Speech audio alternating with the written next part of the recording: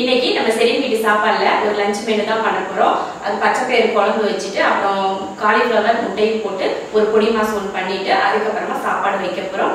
அதுக்கு நான் இதுல ஒரு 3/4 டம்ளர் அளவுக்கு பச்சைப்பயிறு எடுத்திருக்கேன். அதை ஃபர்ஸ்ட் வறுத்துட்டு அதுக்கப்புறமா மற்றதெல்லாம் போட்டுக்கலாம். வறுத்து எடுத்துக்கலாம்.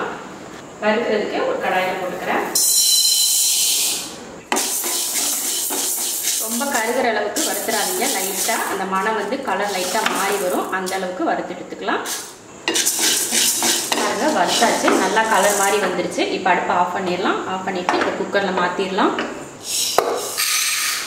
இப்போ இதை கழுவி எடுத்துக்கலாம். இப்போ வந்து பச்சைப்பயிரை வந்து வறுத்து கழுவி எடுத்தாச்சு. அடுத்து நம்ம வெங்காயம் தக்காளிலாம் கட் பண்ணி அதில் சேர்த்துக்கலாம். நான் வந்து சின்ன வெங்காயம் தான் எடுத்துருக்கேன். ஒரு 20 போல் ஒரு சின்ன வெங்காயம் எடுத்துக்கோங்க. அதை முடிச்சு அதில் சேர்த்துக்கலாம். இப்போ வெங்காயம், வெள்ளைப்பூண்டு, பச்சை மிளகாய், தக்காளி எல்லாம் ரெடியாக இருக்குது. இப்போ இதை போட்டு வேக வச்சிடலாம். வெங்காயம், சின்ன வெங்காயம் இல்லைன்னா நீங்கள் பெரிய வெங்காயத்தில் ஒரு வெங்காயம் கூட சின்னதாக கட் பண்ணி சேர்த்துக்கோங்க. ஒரு 6-7 பூண்டு பல் சேர்த்துக்கிறேன். பச்சை மிளகாய் 3, தக்காளி 3, 1 ஸ்பூன் சாம்பார் தூள், கொஞ்சம் மஞ்சத்தூள், தண்ணி சேர்த்துக்கலாம். இதில் உப்பு வந்து நம்ம கடையிறோம் இல்லையா, அப்போ உப்பு சேர்த்து கடைஞ்சிக்கலாம். இப்போ இதை குக்கர் மூடி போட்டு வேக வச்சிடணும்.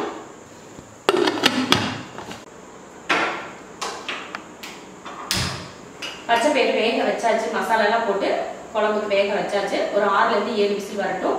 அதுக்கு முன்னாடி நம்ம பொடி மாசுக்கு தேவையான அந்த காலிஃப்ளவர் வெங்காயம்லாம் கட் பண்ணி எடுத்துடலாம். இந்த மாதிரி காலிஃப்ளவர் எடுத்துக்கோங்க. ஒரு 3 முட்டை போடுறீங்கன்னா ஒரு 150 கிராம் காலிஃப்ளவர் கிட்ட எடுத்துக்கலாம். 1/4 கிலோ கூட எடுத்துக்கலாம். அது உங்கள் விருப்பம். முட்டை வந்து அதுக்கு கொஞ்சம் அதிகமாக சேர்த்துக்கலாம். நான் வந்து இன்னைக்கு 3 முட்டை போட்டு தான் இதை செய்ய போகிறேன். நல்லா குட்டி குட்டியாக கட் பண்ணிக்கோங்க.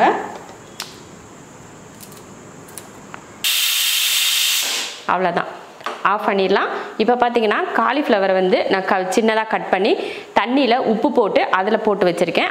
அதிலே ஊறிட்டு இருக்கட்டும். அதுக்குள்ளே பூச்சி எதுனா இருந்துச்சுன்னா வெளியில் வந்துடும். உப்பு தண்ணியில் போட்டோம்னா அவ்வளோதான். கொஞ்சம் நேரம் கழிச்சு இன்னொரு தண்ணியில் கழுவிட்டு நம்ம பொடி மாசில் சேர்த்துக்கலாம். அது வரைக்கும் ஊறட்டும். வெங்காயம் 1 கட் பண்ணி எடுத்து வச்சுருக்கேன். 1 இல்லை 2 3 கூட போடலாம். வெங்காயம் அதிகம் போட்டால் பொடி மாசு நல்லா தான் இருக்கும். இப்போ வந்து நான் வெங்காய விலையெல்லாம் அதிகமாக இருக்கிறனால ஒரே ஒரு வெங்காயம் மட்டும் நான் சேர்த்துருக்கேன். இப்போ கட் பண்ணி வச்சுருக்கேன். அதையும் இப்போ நம்ம பொடி மாசுக்கு தாளிக்கிறதுக்கு முன்னாடி சாப்பாடை வச்சு விட்ருவோம் அந்த அடுப்பில். ஏன்னா பயறு இது வந்து மேக்ஸிமம் குழம்பு கம்ப்ளீட் ஆயிடுச்சு. கடைஞ்சிட்டு தாளிக்கிற வேலை மட்டும்தான். அதனால சாப்பாடை அந்த பக்கம் வச்சு விட்ருவோம். இந்த பக்கம் பொடி மாசு செஞ்சிடலாம். இப்போ இதை இறக்கி வச்சிடலாம். இப்போ அரிசி வந்து இதில் 1.5 படி ஊற வச்சேன். 3 தேவையான உப்பு. அடுத்து குக்கர் மூடி போட்டுடலாம். குக்கர் மூடி விசில் போட்டாச்சு. 3 விசில் விட்டு ஆஃப் பண்ணிக்கலாம். இப்போ பொடி மாசு தாளிச்சிடலாம். இப்போ தாளிக்கிறதுக்கு ஒரு கடாய் வச்சுருக்கேன். எண்ணெய் ஊற்றிக்கலாம். எண்ணெய் காஞ்சதுமே கொஞ்சம் சோம்பு, ஒரு 1/4 ஸ்பூன் அளவுக்கு சோம்பு சேர்த்துக்கோங்க. அடுத்து வெங்காயம், கொஞ்சம் கருவேப்பிலை. இதை வதக்கிடலாம்.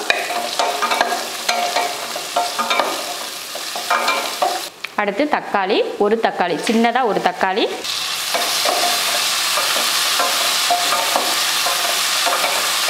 இதையும் லைட்டாக வதக்கி விட்டுட்டு ஒரு 1/4 ஸ்பூன் அளவுக்கு இஞ்சி பூண்டு பேஸ்ட்டு சேர்த்துக்கலாம்.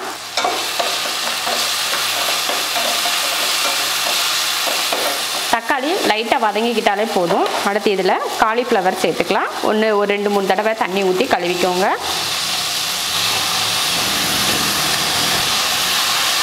அடுத்து கொஞ்சம் மஞ்சத்தூள், 1/2 ஸ்பூன் கரம் மசாலா தூள், மிளகாத்தூள் 1 ஸ்பூன். காரம் வந்து உங்கள் விருப்பத்தை பொறுத்து சேர்த்துக்கோங்க. இதை நல்லா கலந்து விட்டுருவோம். தேவையான உப்பு போட்டு கலந்துருவோம். இப்போ தண்ணி ஊற்றிக்கலாம். ஒரு 1/2 டம்ளர் அளவுக்கு தண்ணி சேர்த்துக்கோங்க. தண்ணி சேர்த்துட்டு இந்த மாதிரி கலந்து விட்டுலாம். இந்த தண்ணி வற்றி வேகட்டும். அது வரைக்கும் வெயிட் பண்ணலாம். 3 விசில் வந்துடுச்சு. ஆஃப் பண்ணிடலாம். இப்போ காலிஃப்ளவர் வெந்துடுச்சான்னு பார்த்துடலாம். கொஞ்சம் தண்ணி இருக்குது. கொஞ்சம் வத்துச்சுன்னா கரெக்டாக இருக்கும் பாருங்கள். வெந்து வர்றதுக்கு கரெக்டாக இருக்கும். அந்த காலிஃப்ளவரோட நிறம் மாறிடுச்சுனாலே வெந்துருச்சுன்னு தான் அர்த்தம். இப்போ இருக்கிற தண்ணி மட்டும் வற்றிட்டா போதும். பாருங்கள் நல்லா தண்ணியெல்லாம் வத்திருச்சு. இப்போ இதில் முட்டை சேர்த்துக்கலாம். 3 முட்டை சேர்த்துக்கிறேன். லைட்டாக உப்பு. இப்போ இந்த முட்டையை கலந்து விட்டுறலாம். அடுப்பை ஹை ஃப்ளேமில் வச்சுக்கோங்க. அப்போ தான் நல்லா முட்டை வந்து வெந்து வரும். முட்டையை பாருங்கள் சூப்பராக கலந்தாச்சு பாருங்கள். இதில் கொஞ்சம் கருவேப்பிலையும் மல்லித்தலையும் தூவிடலாம். தூவிட்டு அடுப்பை ஆஃப் பண்ணிடுவோம். அடுப்பை ஆஃப் பண்ணிட்டேன். அவ்வளோதான், கலந்தாச்சு பாருங்கள். இப்போ மூடி வச்சுட்டு மாற்றி வச்சிடலாம். பொடி மாஸ் ரெடி ஆயிடுச்சு. இப்போ பருப்பு எப்படி வெந்திருக்குன்னு பார்த்துட்டு கடைஞ்சிக்கலாம். பாருங்கள் சூப்பராக வெந்திருக்கு பாருங்கள், அழகாக வெந்திருக்கு. இப்போ இதில் உப்பு போட்டு கடைஞ்சிக்கலாம். தேவையான உப்பு. கடையிறதுக்கு முன்னாடி கொஞ்சம் தண்ணியை வடிச்சிட்டு கடைஞ்சிக்கலாம்.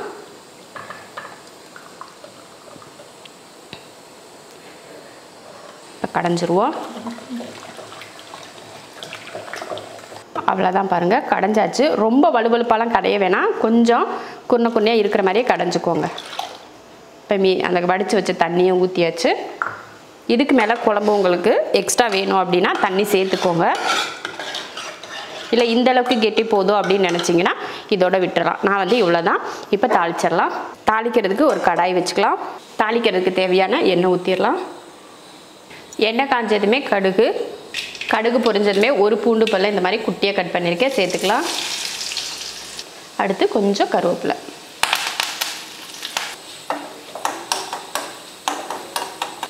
பாருங்க அவ்வளோதான், எல்லாம் பொரிஞ்சிருச்சு. இப்போ குழம்புல ஊற்றிக்கலாம். அடுப்பை ஆஃப் பண்ணிடுறேன். இப்போ அவ்வளோதான், பச்சைப்பயிர் குழம்பு ரெடி ஆயிடுச்சு. சாப்பாடு வச்சு ஆஃப் பண்ணியாச்சு. அதே போல் பொடி மாசும் ரெடி ஆயிடுச்சு. குழம்பும் பச்சைப்பயிர் குழம்பும் சூப்பராக ரெடி ஆயிடுச்சு.